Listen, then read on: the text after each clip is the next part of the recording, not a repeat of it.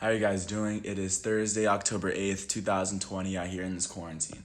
I'm James Sims, and for this episode of The Elite, I'm going to take you through yesterday's baseball games, playoff baseball games, and also preview what to look forward to with today's football game and, of course, tomorrow's NBA Finals Game 5. But to get started, starting off in the American League for their Game 3s, starting off with the Astros Athletics series.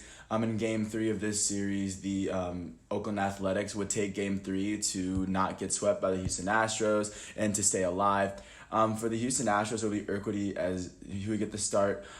He would allow 4 earned runs in 4 innings pitched, striking out 3 batters, and then from that it mainly turned into a bullpen outing. And on the offensive side of the ball, their lead second baseman Jose Altuve would go 3 for 5 with an RBI and a run. He hit his first home run of the series. Their left fielder Michael Brantley would go 2 for 5 with an RBI and 2 runs on the day. Additionally, their elite third baseman Alex Bregman would go 2 for 4 with an RBI and a run. Their designated hitter Aldemus Diaz, he would end up finishing 1 for 4 with 2 RBIs and a run, as he also hit his first home run of the series this game. The Astros were and at the end of the 5th inning, they were actually up 7-4, but then the Oakland Athletics were able to come back, scoring 3 in the 7th to tie it up at 7, and then they put themselves up with 2 more runs in the 8th. Of course, but the Chad Pinder home run would tie the game up in the 7th, and I think that would be what changed it for them. But looking out to how the Athletics played, Jesus Luzardo would get the start. He would allow 4 earned runs in 4 innings pitched, striking out 2 batters, kind of the same as Urquidy. And then it would go to their bullpen, and Hendricks would end up getting the win, pitching the last 3 innings, striking out 3 batters, allowing no runs. On the offensive side of the ball, their shortstop, Marcus Semien, will go 2 for 4 with an RBI and 2 runs. He hit his first home run of the series. Their second baseman, Tommy La Stella, will go 2 for 3 with an RBI and 2 runs. He hit his first home run of the series in the first inning. Their third baseman, Chad Pinder, this dude would end up going 3 for 4 with 4 RBIs and a run. Like I said, dude had a home run, big 3-run home run to tie the game. Additionally, their first baseman, Matt Olson, will go 1 for 4 with an RBI and a run, as he went on to hit his second home run of the series. Their left fielder, Mark Canha, will go 2 for 5 with an RBI and a run, as he hit his first home run of the series. And their center fielder, Ramon Laureano, will go 1 for 4 with a run. With this 9-7 win, the Houston Astros still lead this series 2-1. And then jumping out to the other American League series in Game 3, the Tampa Bay Rays were able to take the lead over the Yankees after the Yankees took Game 1. The Rays won the last 2. And in this one, it would be Charlie Morton who got the win over Masahiro Tanaka of the Yankees. Masahiro Tanaka would allow 5 earned runs in 4 innings pitched, striking out 4 on the day. Looking at how their batters performed, their second baseman, DJ LeMahieu, would go 1 for 4 with a run. Their elite right fielder, Aaron Judge, would go 1 for 4 with an RBI. Their elite designated hitter, Giancarlo Stanton, will go 2 for 4 with 2 RBIs and a run, as he hit his 4th home run of this series in 3 games. He's hit at least 1 home run in every game so far this series. Their elite shortstop, Gleyber Torres, would go 1 for 4 as well, and their left fielder, Brett Gardner, will go 1 for 4 with a run. On the Rays side, Charlie Morton would get the win as he allowed 1 earned run in 5 innings pitched, striking out 6. Their left fielder, Randy Arozarena, will go 3 for 4 with an RBI and 2 runs as he hit his 3rd home run of the series yesterday. Their first baseman, He-Man Choi, will go 2 for 5 with an RBI. Their third baseman, Joey Wendell, will go 3 for 5 with 2 runs on the day. Their center fielder, Kevin Kiermaier, would go 2 for 4 with 3 RBIs and 2 runs as he hit his first home run of the series. And then their catcher, Michael Perez, will go 2 for 4 with 3 RBIs and a run as he also hit his first home run of the series.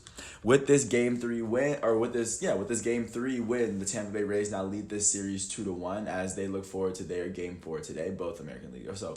But without further ado, jumping into the National League, jumping into the series between the 2 NL East teams, the Atlanta Braves were able to beat the Marlins 2-0 yesterday as Ian Anderson finished with yet another shutout performance.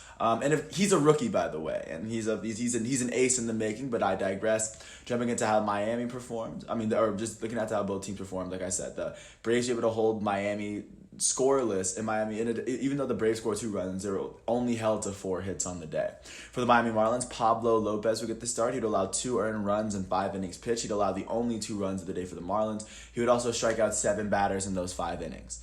Looking at how they hit, The only players to get hits were Berti, their second baseman, Jesus Aguilar, their designated hitter, and Brian Anderson. Not much else going for the Marlins on the offense because Ian Anderson was able to get his second win of the playoffs, his first of the NLDS.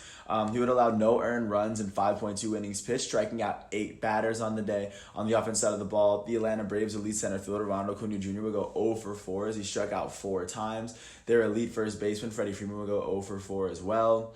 Their elite second baseman Ozzie Albies would go 0 for 3. Their catcher Travis d'Arnaud would go 1 for 3 with an RBI and a run as he hit his second home run of the season in the 4th inning. And their shortstop Dansby Swanson would go 1 for 3 with an RBI and a run as he hit a solo home run in the 2nd inning. Swanson and d'Arnaud both have 2 home runs in the series, and now with this win, the Atlanta Braves are now leading the series 2-0 leading into Game 3 today. And going out to the other National League Series, the Los Angeles Dodgers were able to beat the San Diego Padres last night 6-5. Their GOAT pitcher Clayton Kershaw would pick up a much needed playoff win for this side. For the San Diego Padres, it would be Zach Davies who got the start. He allowed 4 earned runs in 5 innings pitched, striking out 3 batters on the day. On the offensive side of the ball, their elite shortstop Fernando Tatis would go 0 for 4 as he walked. Their elite third baseman Manny Machado would go 1 for 4 with an RBI and a run as he walked and struck out once. He also hit his first home run of the series in the 6th inning. Their first baseman Eric Hosmer will go 1 for 5 with an RBI and a run. He hit his first home run of the series. Their designated hitter Tommy Pham would go 2 for 4 with a run. Their rookie second baseman Jake Cronenworth would go 2 for 4 with a run as well. And then their pinch hitter Mitch Moreland would go 1 for 1 with an RBI and a run as he ended up as he hit a pretty big double late in the game. Looking at how the Los Angeles Dodgers played, their GOAT pitcher Clayton Kershaw would allow 3 earned runs in 6 innings pitched, striking out 6 batters.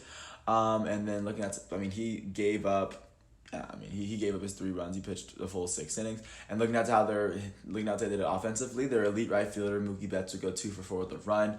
Their shortstop Corey Seager would go 3 for 4 with 2 RBIs and 2 runs. As he hit 2 doubles on the day. Their first baseman Max Muncy would go 2 for 4 with 2 RBIs. Their elite center fielder Cody Bellinger would end up going 1 for 4 with an RBI and a run as he had a solo home run in the 4th to put the Dodgers up a bit. And then continuing, their catcher Austin Barnes would go 2 for 2 with a run.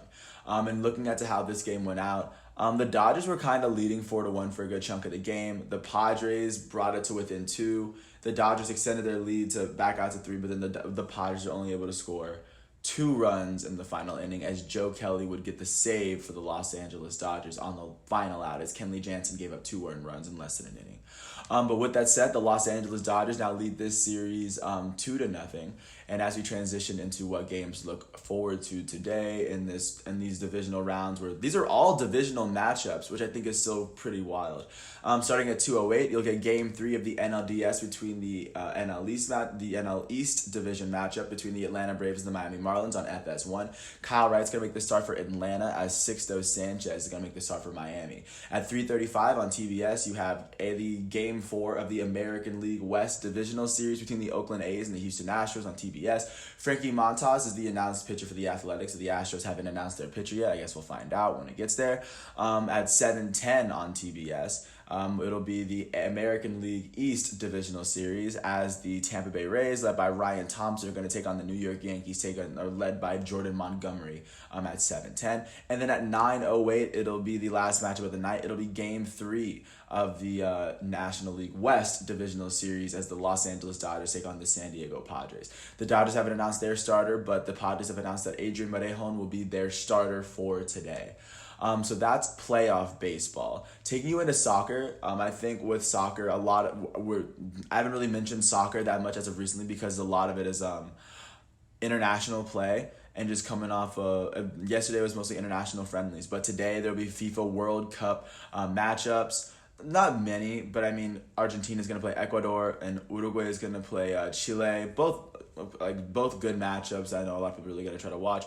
And then UEFA Europa Championship qualifying. You have a bunch of European teams that are kind of playing for that. So if you're unaware as to why not much club soccer has been played, it's because they're in their international stage. They have a couple weeks of international play before they return, I believe, next week.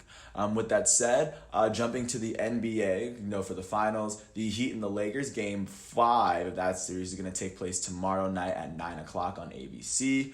That series could very well be ended, and the entire NBA season could be ended tomorrow as well. And then last but not least, looking out to football, of course, because today is Thursday. Today's matchup will be between Tom Brady and the 3-1 Tampa Bay Buccaneers and Nick Foles and the 3-1 Chicago Bears. Both teams are playing incredibly well.